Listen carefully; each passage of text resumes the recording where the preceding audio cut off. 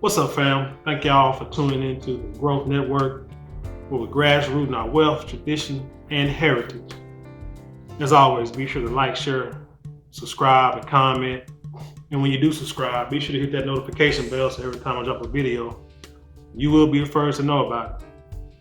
Hey, today I want to bring a story, read a couple articles about rent and how, rent is going up, skyrocketing across the nation. And I came across this story the other day, about a couple of days ago, but hadn't had a chance to get on it. But today we're going to get on it, so we're going to get right into it because I think this is something that's very important. We really need to pay attention to, because what I think a lot of people not understand, you know that scenario or the story they try to say, back in the day about the frog in the boiling pot. You put him in the pot and then you turn the water on and then he don't know he's boiling. And by the time he realized what's going on, he's boiled to death and he's dead. Well, that's what's happening to, I would say, our people in this country. That a lot of us don't realize that we are actually being priced out of this country to the point to where a lot of us are going to be in poverty. If we think we're in poverty now, it's going to get worse. To where, like, even those of us who were considered middle class, at the rate that everything is going, if we continue to just sit by and just do nothing, we're going to end up in poverty too. And we need to wake up and pay attention. Watch the news. You don't have to necessarily watch CNN or Fox, because that both of them are swayed on one side or the other. But there's all kind of news outlets you can go to. International news outlets, like Reuters, Al Jazeera, stuff like that, where you can actually people give you like Daily Mail for the most part.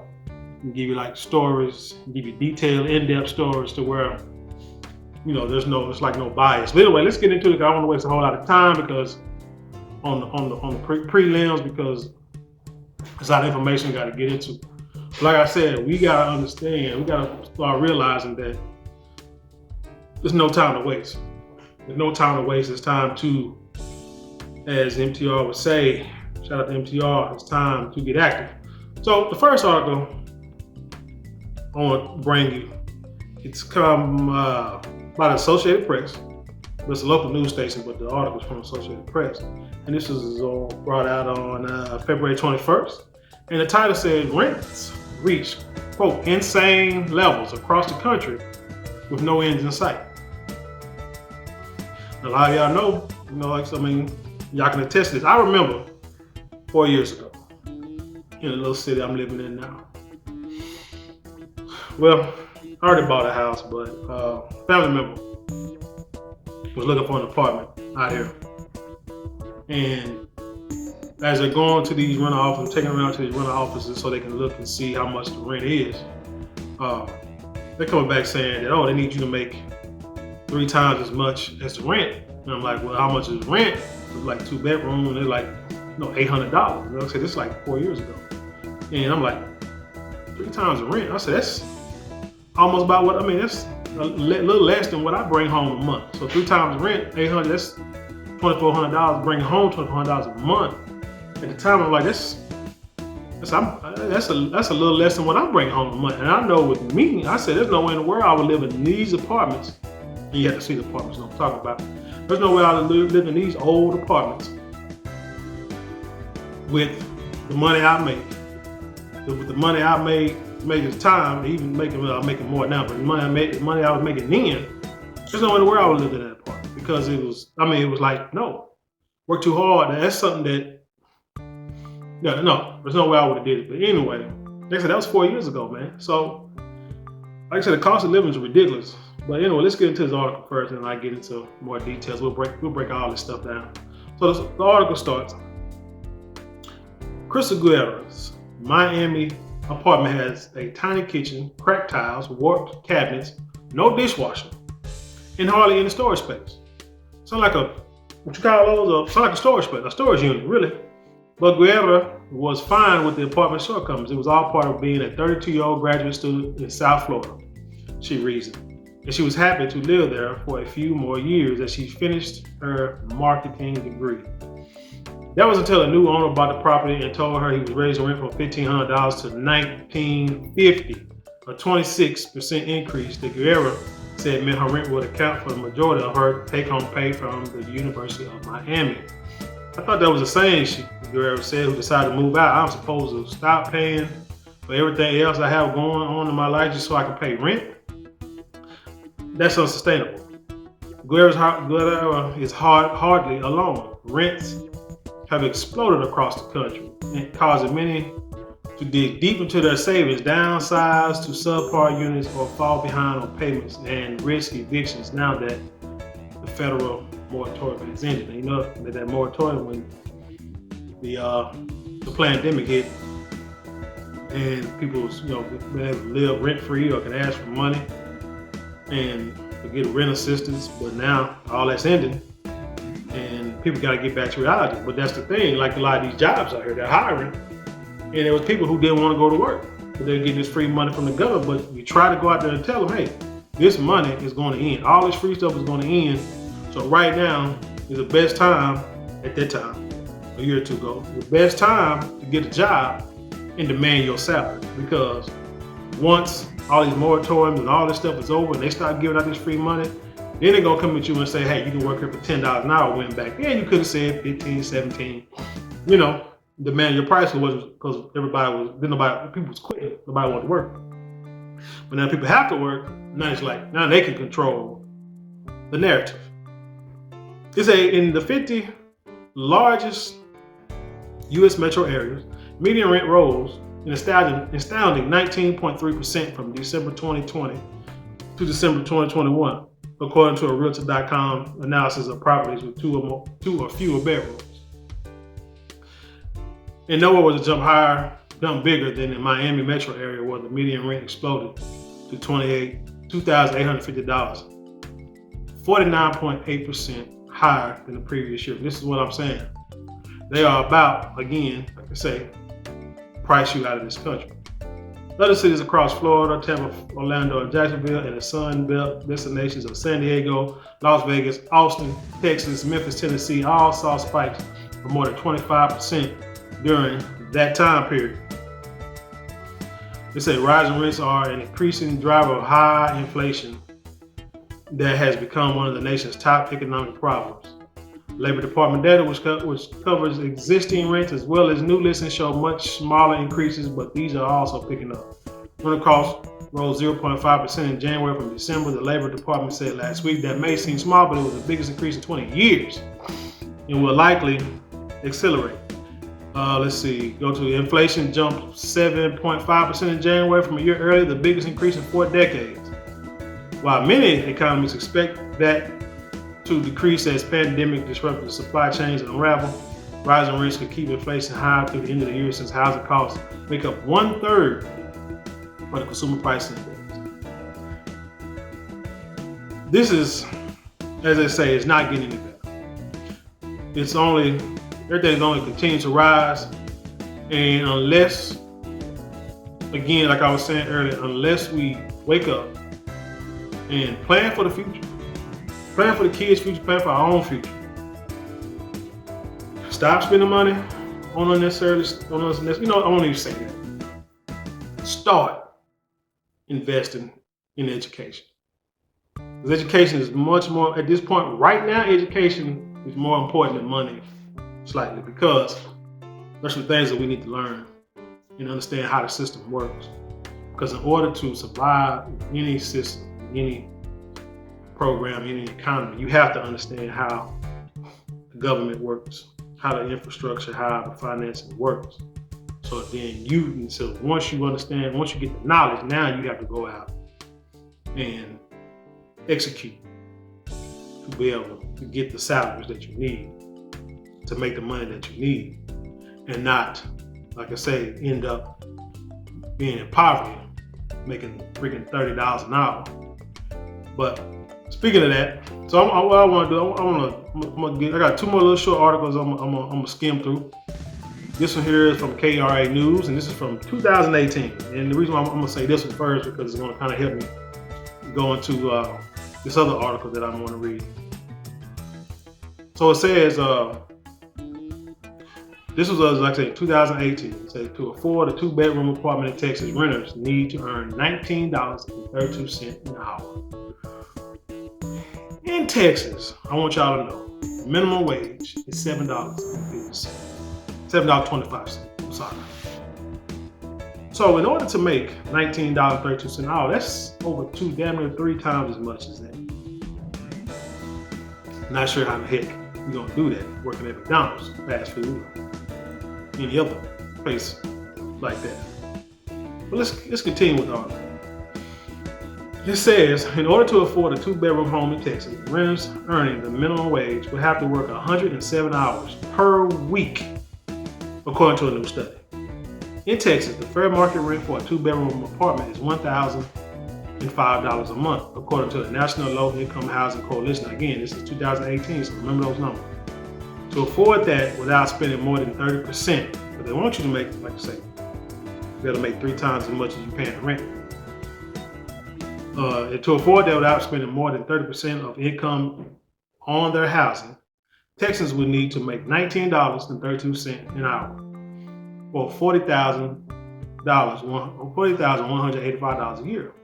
However, the average wage of Texas renters is low, $18.20 an hour, according to the study. So again, $18.20, that's still over 2 times as much as the minimum wage. At the McDonald's, not too far from here, they got a sign out posted. It's like, I think it's like permanent. They're not hiring. Starting, what is it? Starting part-time pay is $10 an hour. Full-time work is $12 an hour. To be a manager is $15 an hour. So you want to be a manager at a McDonald's. You know what I'm saying? Watching those people. Now, first of all, McDonald's was supposed to be originally a job for kids, youngsters. Back in the day when I was growing up, kids would go to school. By the time the summer hit, we apply for jobs. Apply for McDonald's jobs, grocery store jobs, what have you. We have a job during the summer, make some money, buy some clothes for school, and then maybe not keep the job. That's what it's for. The grown people that work at the grocery stores, McDonald's, those are usually the managers, or something like, single or grandparents, grandmothers or somebody, people who really either were managers or people who really, I ain't gonna say didn't need a job, but, using money for like supplement, extra income and stuff like that. But now, you got grown folks going to work at McDonald's, and that's not, it's like, it's not a grown person's job. Like seriously, on a full-time job. Like I said, you talking about $15 an hour, be a manager watching over people who don't want to be there, who half-ass want to work, because they're making $10 an hour, and you can't pay the rent. And the gap is worse for Texans earning the minimum wage, which remains $7.25 an hour. These Texans would have to work almost 3 full-time minimum wage jobs to cover the fair market rent for a 2-bedroom apartment. For a 1-bedroom, they would have to work 2 full-time jobs for 86 hours a week. But they're not counting overtime, I guess. They're just saying they can work, making $7.25 for 86 hours. I think that's how they calculate it. But still, that's like I said, it's 2 full-time jobs. You can't have kids.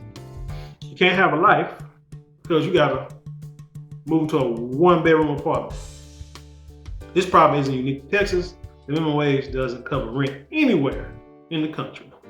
The gap between rent and income varies across the state. The most expensive areas, according to the report, are Midland, Austin, Round Rock, Odessa, Kendall County, and Brazoria County. Texans in those areas have to earn between $21.84 to $26.31 to afford rent.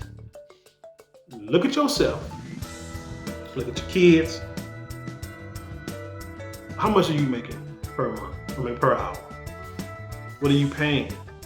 Because it's not going to get better. Inflation goes up. Cost of living goes up regardless. Even if the prices start to come down a little bit, after this pandemic and after this thing going on in Russia and Ukraine, even if the prices start to come down after that, it's still going to be higher than what it was a few years ago. So this is not, because a lot of these prices, how the prices going up before, like I say, the pandemic started. So like I say, it's not going to get any better. Say in Dallas County, renters have to earn more, $20.71 an hour, or $43,080 a year, and pay more, $1,077 a month, for a two-bedroom apartment than a statewide average. Renters in Dallas County on average make $23.99. So if you don't make $23.99 or more, you're struggling, partner. You're struggling hard. And like I said, if you got kids, it's terrible.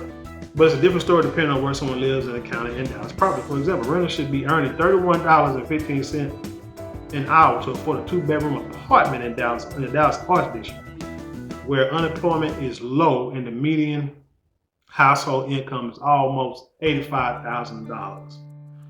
In West Dallas, where almost a third of the population live in poverty, renters should make $16.54 an hour to afford a two-bedroom apartment at a fair market rent of $860. Like I said, that's crazy. When I was making $12 an hour, we could say 6, 7, 5, maybe like 5, 6, 7 years ago. Say before then. You know what I'm saying? I could pay rent. It's about at least half my rent, but I didn't have a car no either. And my rent was $600, $700, maybe like $800, something like that to start out. You know, it was manageable. It was doable because, again, like I said, I didn't have a car payment. I had 2 kids, but wasn't paying child support, but I was taking care of my kids. But still, it was rough. So now, 6, 7 years ahead of time, I couldn't have been able to do it. If I would have tried to go to school now compared to back then, I wouldn't be able to do it because I couldn't afford it. For Dallas residents earning the minimum wage, an affordable monthly rent is $377, according to this report. Man, that's well for a rent. I mean, sorry to say, but it is. That's the subsidized rent where you get your Section 8 and the government pay most of your rent. In Tarrant County, the fair market rent for a two-bedroom apartment, $1,054 a month, is also higher than the statewide average. The hourly wage necessary for that is $20.27. So my point, like I said, what I'm trying to get to is,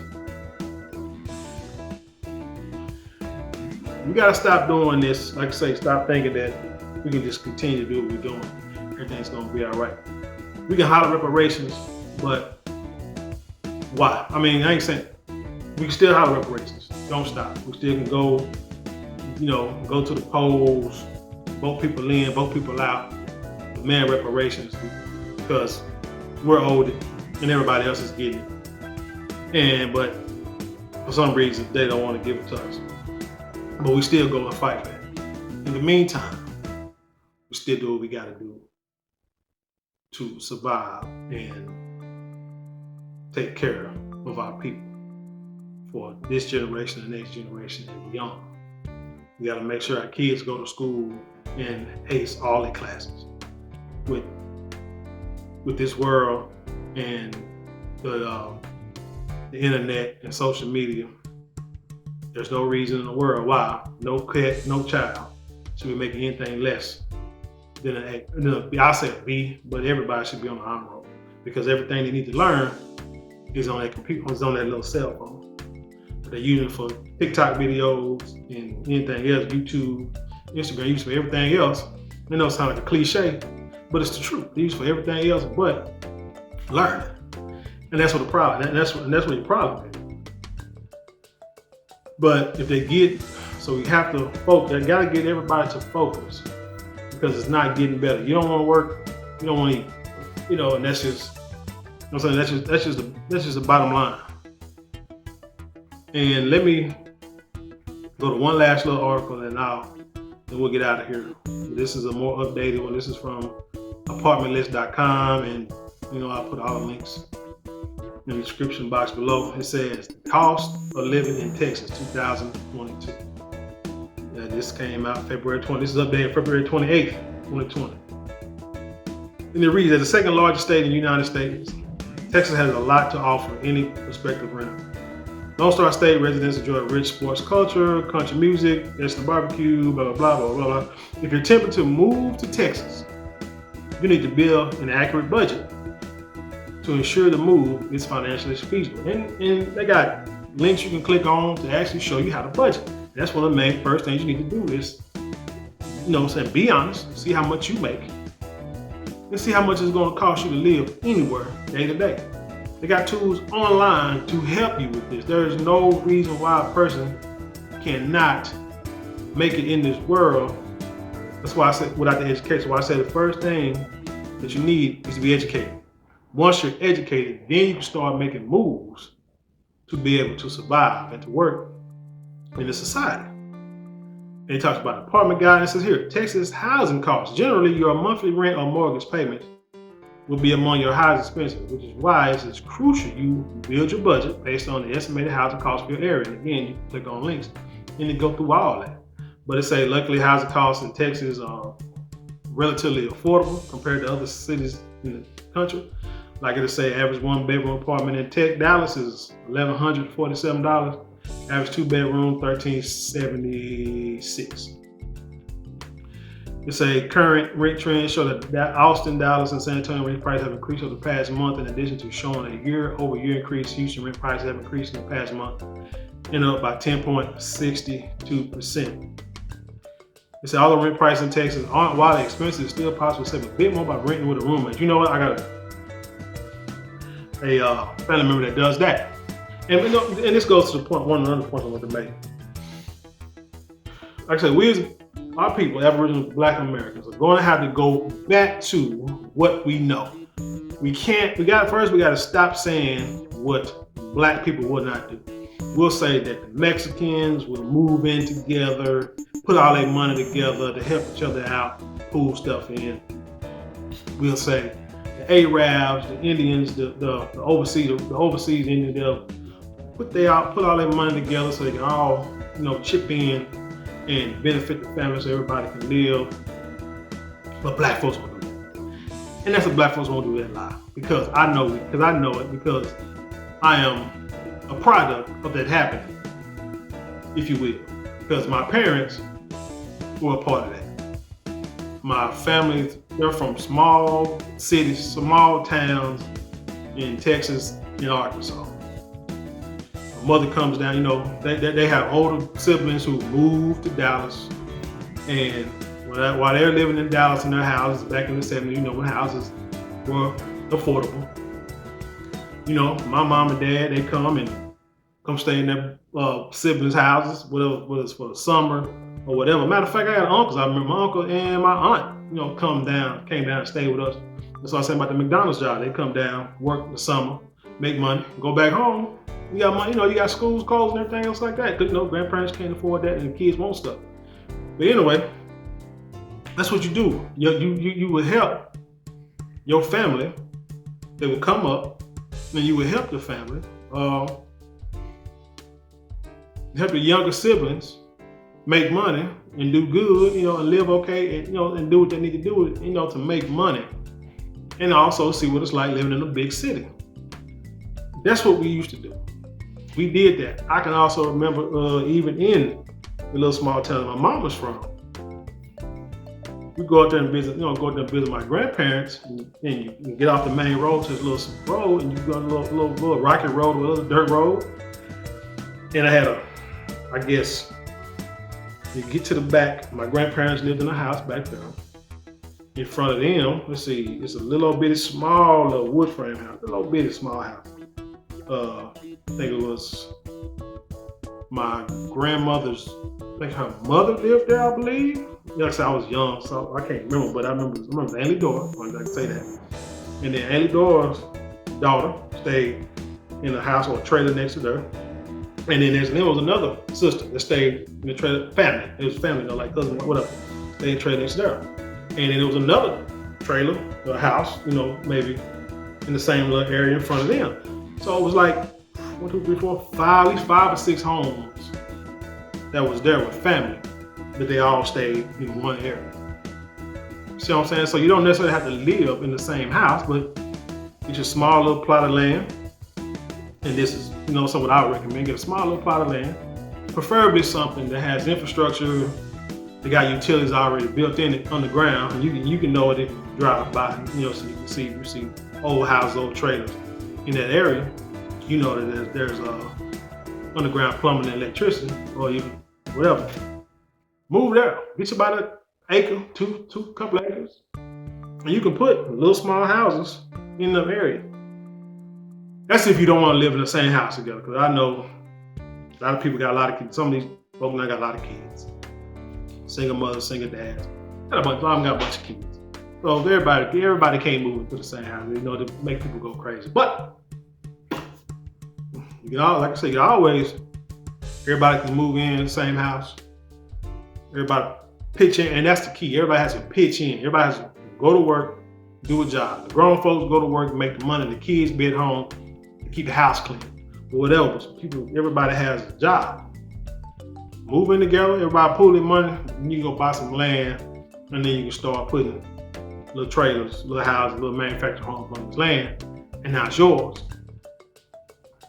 And you ain't gotta worry about succumbing to these rent prices that are ridiculous. $1,200, $1,300 a month for somebody who's making damn near $30 an hour, and the type of apartments they have, that stuff is ridiculous. That's some bullcorn. But hey, everybody like to live on their own, used to living by themselves, and you're gonna be living by yourself under that bridge in a few years if you don't make changes. Let's see, Texas transportation. As a result, the average Texas resident racks up, $5,100 in transportation related expenses each year. A family of 4, including 2 working parents and 2 children, can expect to pay almost $14,000 in transportation costs, which is crazy. Food costs. It says the average Texas resident spends $3,100 or $264 a month on groceries. For a family of 4, food expenses increase to $9,300 a year or $775 a month. I could not imagine. Boy, if growing up, when the food bill was $200-300 a month, you best believe my mom was raising hell and was telling you what's in the grocery, what's in the refrigerator in the pantry, it's all you're getting for the month. You eat all up today, you ain't gonna have nothing to eat tomorrow. And she was serious about it. And you go in that kitchen talking about ain't nothing to eat, and look at you like you're crazy, and they just keep it moving. Wow, they probably on their lunch break go to Jack in the Box, Luby's, McDonald's every day, and you at home starving, but you ate everything. But as a kid, you don't understand that. But when you get older, you do, and I can understand. $775 a month for groceries for a family of 4. What the hell y'all eating? Nah, it's time to kind of cut down, trying to drink water more. You can catch deals on groceries by shopping at discount grocery stores such as Aldi's or H-E-B. I love H-E-B. Great grocery store. Both of which have many locations throughout the state. If you're a bargain hunter, shop sales and leverage the understated power of coupon clipping. And it said, here's a breakdown of cost of a 3-course meal in a mid-tier restaurant in Texas.